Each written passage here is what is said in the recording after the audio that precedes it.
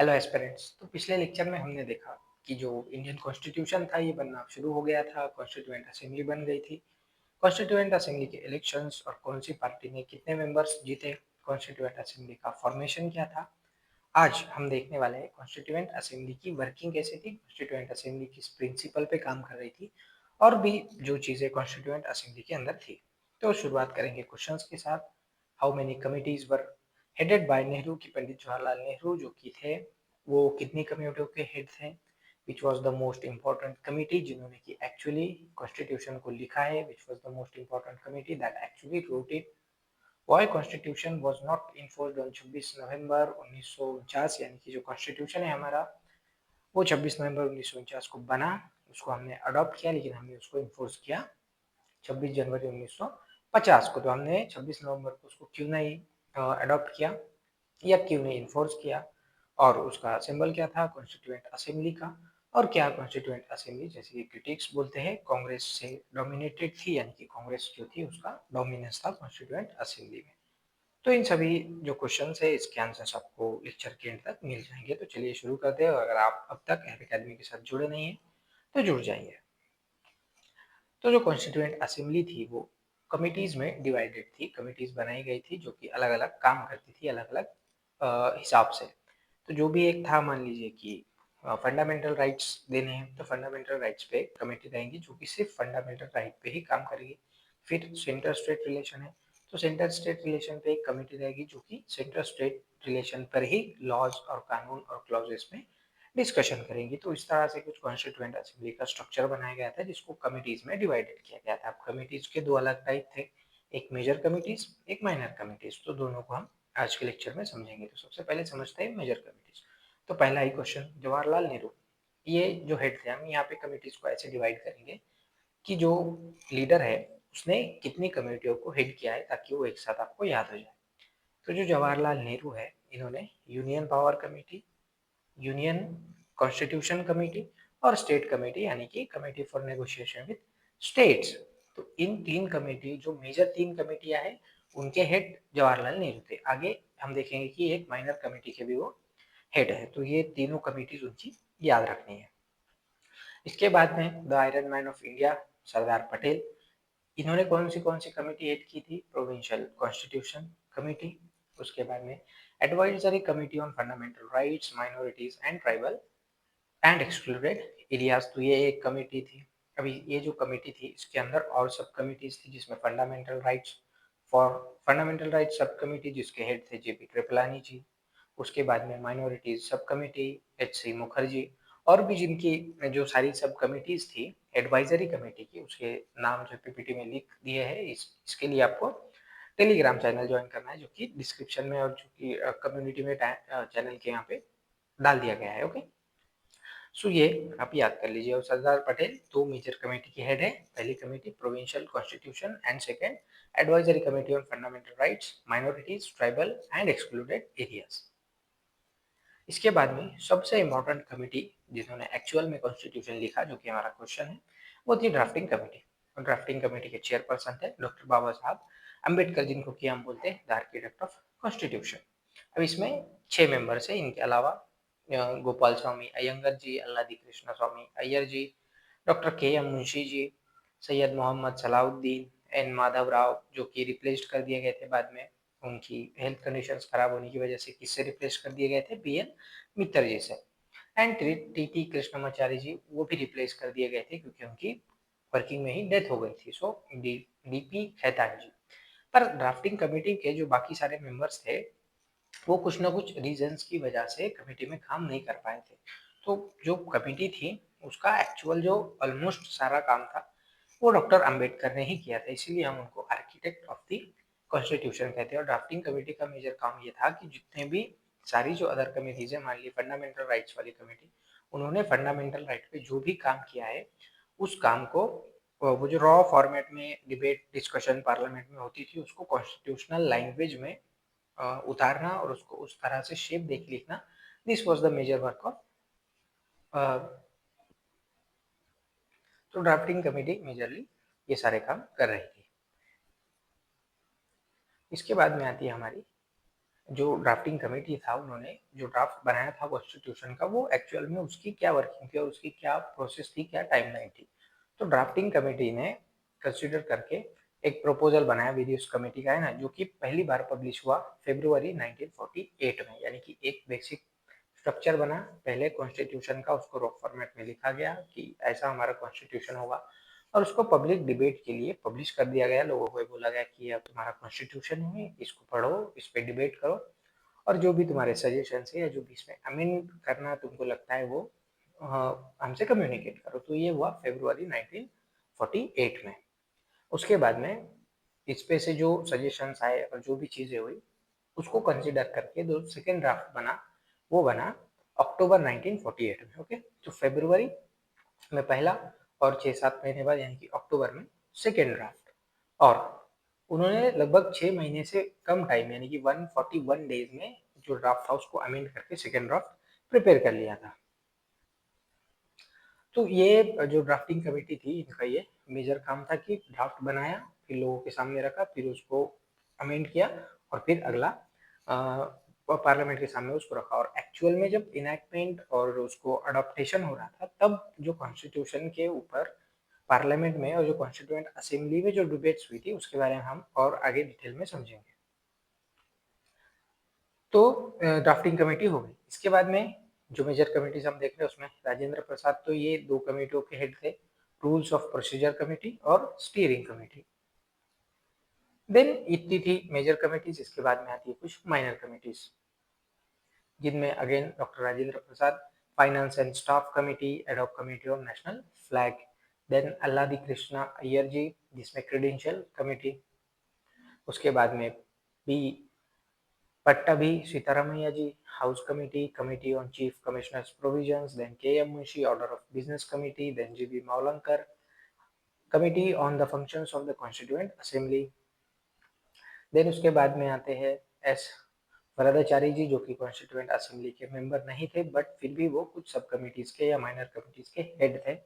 Ad hoc committee on supreme court and ad hoc committee on citizenship. तो ये दो important committee है, सिटीजनशिप की और सुप्रीम कोर्ट की। तो इनके हेड आपको याद रखना है वरदाचारी जी जो कि असेंबली के मेंबर नहीं थे, ये भी एक इंपॉर्टेंट फैक्ट है।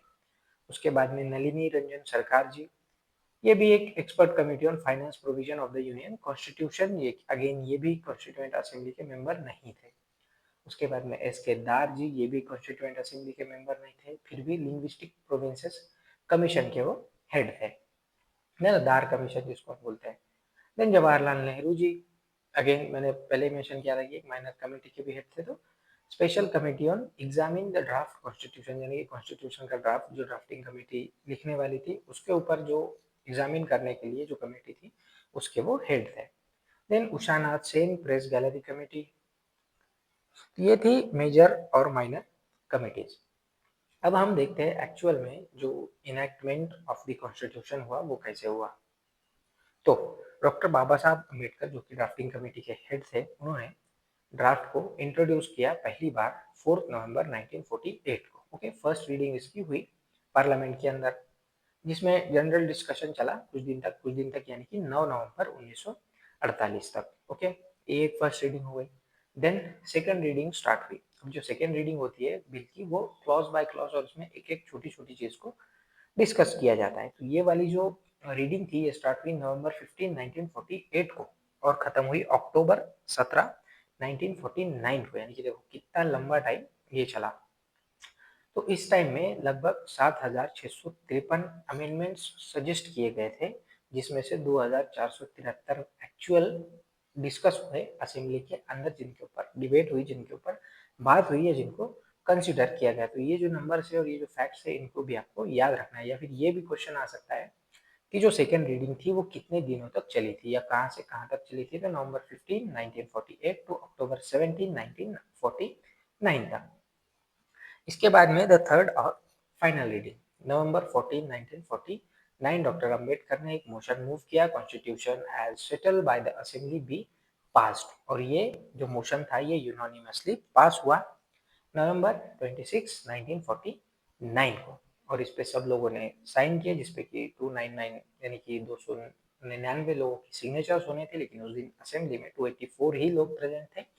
तो उन्होंने उस पर साइन किया। तो ये एक अगेन क्वेश्चन बनता है यहाँ से ट्रिकी कि कितने लोगों के कॉन्स्टिट्यूशन के अडॉप्शन पे साइन है। तो 284। Then the constitution was adopted on 26 November 1950 लेकिन उस दिन जब वो बना था तब उसमें एक प्रेम्बल थी, 395 आर्टिकल्स थे और एक शेड्यूल्स थी। अभी उसमें कितने आर्टिकल्स है तो वो बढ़ गए क्योंकि अमेंड करके कुछ नई नई चीजें हमने ऐड की। लेकिन जब वो बना तब एक प्रेम्बल, 395 आर्टिकल्स एंड 8 शेड्यूल्स, और अभी मुझे लगता है शेड्यूल्स भी बढ़ गई है। सो द प्रेम्बल जो थी वो पूरा कॉन्स्टिट्यूशन होने के बाद में उसमें इनेक्ट की गई थी, उसको ऐड किया गया था। ये तो हो गया एडॉप्शन। जो इनेक्टमेंट हुआ यानी कि जो इन्फोर्समेंट हुआ एक्चुअल में कॉन्स्टिट्यूशन को लागू किया गया वो कब हुआ? तो वो हुआ 26 जनवरी 1950 यानी कि लगभग 2 महीने बाद। तो ऐसा क्यों हुआ था? क्योंकि ऑन दिस डे ऑन 1930 यानी कि 1930 में पूर्ण स्वराज दिन के लिए 26 जनवरी को सेलिब्रेट किया गया था। तो उस वाली मेमोरी को ट्रिब्यूट देने के लिए जो है तो कॉन्स्टिट्यूशन को हमने उस दिन इन्फोर्स किया। ये एक फैक्ट याद रखना। लेकिन कुछ आर्टिकल्स जो थे जो नवंबर को ही यानी कि नवंबर 26 1949 को ही हमने अडॉप्ट किए थे, उनको इनेक्ट भी किया था और उनको इन्फोर्स भी किया था। तो उसमें थे article 5, 6, 7, 8, 9, article 60, article 324, article 366, article 367, article 379, article 380, article 388 और ये सारे आर्टिकल जो के ऊपर लिख दिए है मैंने। तो ये सारे आर्टिकल्स भी याद करने क्योंकि इसमें से डायरेक्ट कोई ट्रिकी क्वेश्चन आ सकता है।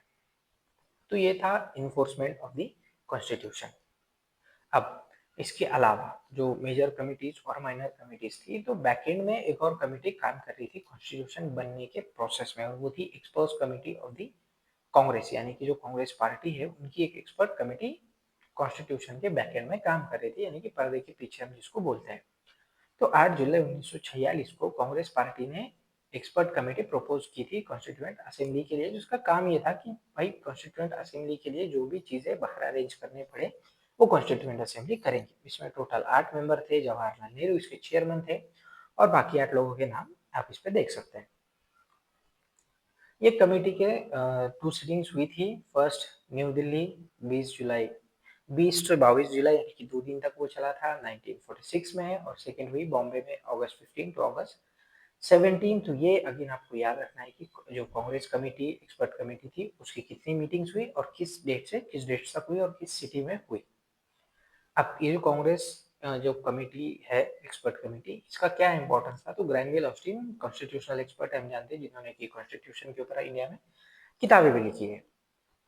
तो उन्होंने ये कोट किया है जो यहाँ पे लिखा है, मैं इसको अभी पढ़ूंगा नहीं, बट दिस इज इम्पोर्टेंट, ये आपने पढ़ लेना है क्योंकि ये सीधे एक जो कॉन्स्टिट्यूशनल कमेटी थी ये कांग्रेस कमेटी, ये कितनी इंपॉर्टेंट थी उसके बारे में ये कोट जो है उनका बात करता है कि उन्होंने किस तरह से इस कमेटी ने इंडियन कॉन्स्टिट्यूएंट असेंबली को एक पाथ दी, एक रोड दिया, एक रास्ता बना कर दिया जिसपे कि कॉन्स्टिट्यूएंट असेंबली चल करके अपने कॉन्स्टिट्यूशन तक पहुंच पाए। अब अगेन एक इंपॉर्टेंट चीज कॉन्स्टिट्यूशन असेंबली से आती है हमारी ऑब्जेक्टिव रेजोल्यूशन। ऑब्जेक्टिव रेजोल्यूशन का मतलब ये होता है कि जो भी हमारी फिलोसॉफी है, जो भी हमारा कॉन्स्टिट्यूशन है, इसका ऑब्जेक्टिव क्या होगा, तो ये उस रेजोल्यूशन में बात की गई है उसमें। सो डिसम्बर 13 यानी कि जो सेकेंड या थर्ड आई थिंक जो मीटिंग हुई थी कॉन्स्टिट्यूएंट असेंबली की, वहां पे ये प्रपोज किया गया था। जवाहरलाल नेहरू ने इसको मूव किया था, कॉन्स्टिट्यूशन के सामने रखा था, जो कि हमारे फंडामेंटल्स और philosophy of the constitutional structure है। अब इसमें क्या क्या चीजें है?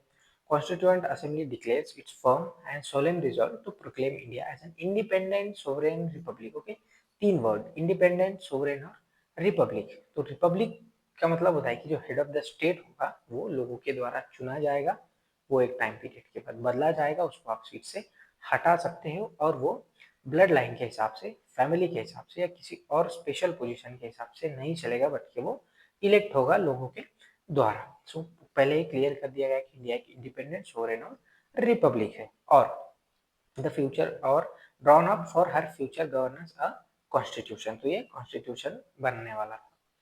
सेकेंड इंपॉर्टेंट चीज, ये सेकेंड पॉइंट जो था रेजोल्यूशन का वो ये था, wherein the territories that now compromises British India, territories that now from the Indian states, such other parts of the India as are outside India, and the state as well as the other territories as are willing to be constituted into the independent sovereign India shall be the union of them. यानी कि India किसको हम India बोलेंगे, तो इन सारी parts को कि जो इंडिया में अभी है, जो इंडिया से दूर है, जो इंडिया के स्टेट है या जो इंडिया में आने चाहते हैं, तो इन सबके यूनियन को मिला करके हम इंडिया बोलेंगे। तो इंडिया की एक डेफिनेशन जो हम देखते हैं आर्टिकल फर्स्ट में, वो इस पॉइंट से निकलती है।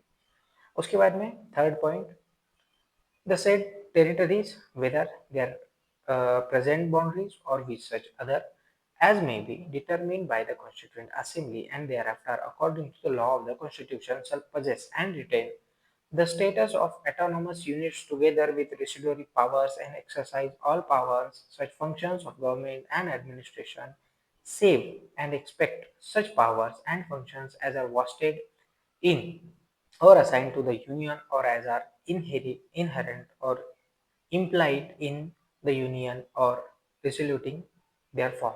तो ये एक प्रोविजन है कि सेंट्रल गवर्नमेंट को यहाँ पे पावरफुल बताया है कि उन सारी टेरिटरीज पे चूंकि अभी है और जो आएंगी और उनका जो कॉन्स्टिट्यूशन होगा वो वहाँ पे ऑल पावरफुल होगा। Fourth point, wherein all powers and authority of the sovereign independent India is constituent parts and organs of the government are derived from the people। यानी कि जो हेड ऑफ द स्टेट है, जो actual में sovereign है, वो कौन है?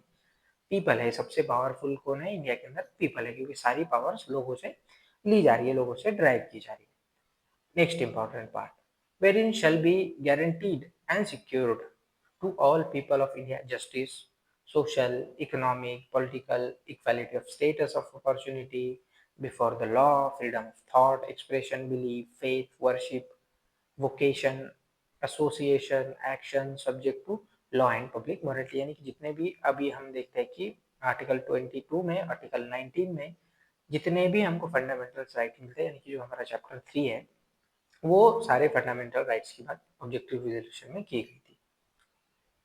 Next important point, wherein adequate safeguards shall be provided for minorities, backwards and tribal areas and depressed and other backward classes।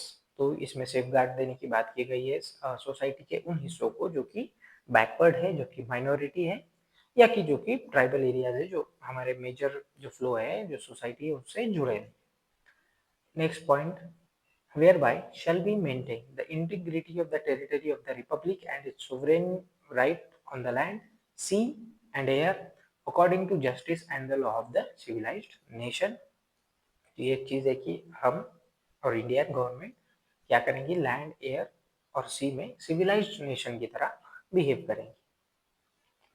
और जो लास्ट पॉइंट था, this ancient land attains its rightful and honour place in the world and makes it full and willing contribution to the promotion of world peace and welfare of mankind। यानी कि जो हमारी foreign policy कैसी होगी उसके बारे में इसमें बात की गई है कि हम अपना स्टेटस संभालेंगे, हम अपनी डिग्निटी से रहेंगे और हम पीस को प्रॉस्पर करेंगे, पीस बढ़ाने में हेल्प करेंगे और हम कोई वायलेशन नहीं करेंगे और मैनकाइंड के वेलफेयर के लिए ट्राई करेंगे। तो ये 22 जनवरी 1947, 22 जनवरी 1947 को यूनानिमसली ये जो ऑब्जेक्टिव रेजोल्यूशन है ये पास हुआ है, इसको सबने एक्सेप्ट किया था। और अगेन एक इम्पोर्टेंट फैक्ट, कॉन्स्टिट्यूएंट असेंबली के अंदर जितने भी डिसीजंस ले जाने थे वो सारे यूनानिमस ही थे। यानी कि डेमोक्रेटिक जो तरीका होता है कि एक भी वोट अगर आपको ज्यादा मिलता है या जो मेजोरिटी होती है, उस वाले प्रिंसिपल पे ये काम नहीं कर रहे थे, बल्कि यूनानिमिटी पे ये काम कर रहे थे कि हर एक मेंबर की बात को सुनी जाएंगी, हर एक मेंबर की जो प्रॉब्लम है उसको सॉल्व किए जाएंगे और उनका जो भी पॉइंट ऑफ व्यू है उसको इंक्लूड करके ही हम कोई चीज पास करेंगे। तो ये था यूनानिमसली ये काम कर रहे थे। अब कॉन्स्टिट्यूएंट असेंबली के ऊपर कुछ क्रिटिसिज्म्स भी है, कुछ 6-7, तो उसको हम देखते हैं।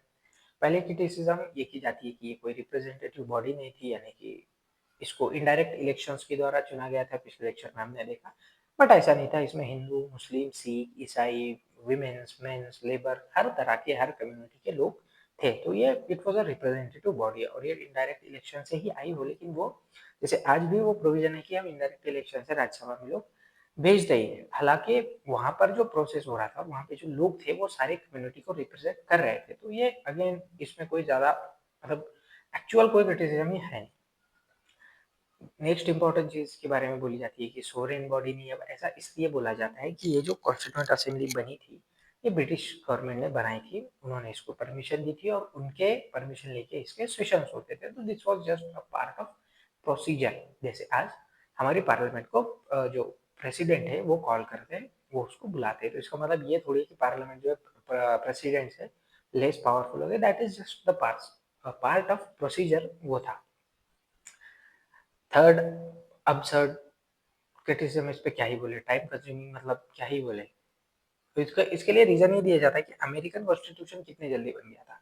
अमेरिकन कॉन्स्टिट्यूशन में सिर्फ 9 आर्टिकल्स थे और वो यूनियन का कॉन्स्टिट्यूशन है और उनके हर एक प्रदेश में अपना अपना अलग कॉन्स्टिट्यूशन है। तो टाइम कंज्यूमिंग की तो बात ही नहीं है। डोमिनेटेड बाय कांग्रेस, मतलब यूनानिमस लोग थे, अलग अलग इंडिपेंडेंट पार्टीज के, उसके बाद में कम्युनिस्ट पार्टी के भी लोग थे और सारी पार्टीज के लोग थे। डोमिनेटेड बाय कांग्रेस, और जो डिसीजंस हो रहे थे वो मेजोरिटी पे थोड़ी हो रहे थे जैसे आज होते हैं कि जो पार्टी की मेजोरिटी है उसके हिसाब से डिसीजन। ऐसा नहीं हो रहा था, यूनानिमस डिसीजंस हो रहे थे। लॉयर्स, पॉलिटिशियन, डोमिनेशन, अगेन वही बात। अब उस टाइम पे एक ही फील्ड ऑफ स्टडी थी, वो थी लॉ। तो जो सारे पढ़े लिखे लोग होते थे वो सारे लॉयर होते थे। तो ऑफकोर्स लॉयर तो हो गए ही, और डोमिनेटेड बाय हिंदूज, इसमें भी कोई बात नहीं है। ये Maulana Azad one of the important figure, जिनको कि जो एलिट्स बोला जाता है, जिनको कॉन्स्टिट्यूएंट असेंबली के पटेल, नेहरू एंड सरदार, सरदार पटेल, नेहरू जी और मौलाना आजाद। तो मौलाना आजाद इसमें मुस्लिम है, तो अगेन ये डोमिनेटेड बाय हिंदूज वाली तो कोई बात ही नहीं है। और architect of the Indian constitution, ये भी डिप्रेस्ड क्लासेस से आते हैं। सो ऐसे कोई, ये जो सारी क्रिटिसिजम्स है इनमें कोई ज्यादा इंपॉर्टेंट दम नहीं है, लेकिन फिर भी आपको याद रखना है कि कॉन्स्टिट्यूएंट असेंबली के बारे में ये बोला गया था। बाकी कुछ जो अदर इम्पोर्टेंट फैक्ट है कि जैसे आपने बोला था कि उसका कॉन्स्टिट्यूएंट असेंबली का सिंबल क्या था। So the symbol was elephant, जिसको अडॉप्ट किया गया था as a seal. Sir B N Rao, adviser, legal adviser उसके अपॉइंट किए गए थे, जिनकी हमने कमिटीज में बात नहीं की। H V R Iyengar ji, secretary of the constituent assembly थे, जो हेड सेक्रेटरी होता है। आज भी पार्लियामेंट में हम देखते हैं कि जो अपने अध्यक्ष जी होते हैं उनके नीचे वो बैठे रहते हैं। Then S.N. Mukherjee was the chief draftsman of the constitution in the Constituent Assembly. Then ये कुछ अगेन सारे फैक्ट्स है, जिनकी कैलीग्राफी किसने की, हिंदी वर्जन किसने किया है ना, ये उसको पेंडिंग ड्राफ्टिंग किसने की, इस सब के फैक्ट्स मैंने यहाँ पे लिखते हैं। देन यू टेक स्क्रीनशॉट और टेलीग्राम पे ज्वाइन कर दीजिए, मैं वहाँ पे ये डाल दूंगा। तो चलिए, आज का लेक्चर इतना ही था। अगर आप अब तक जुड़े नहीं हैं तो अन अकेडमी के साथ जुड़ जाइए। हमारा ये लेक्चर सीरीज चलती रहेंगी बिल्कुल पूरी की पूरी कंप्लीट क्वालिटी होने तक। आज का ये लेक्चर यहीं पे हम समाप्त करते हैं। थैंक यू और मिलेंगे अगले लेक्चर में।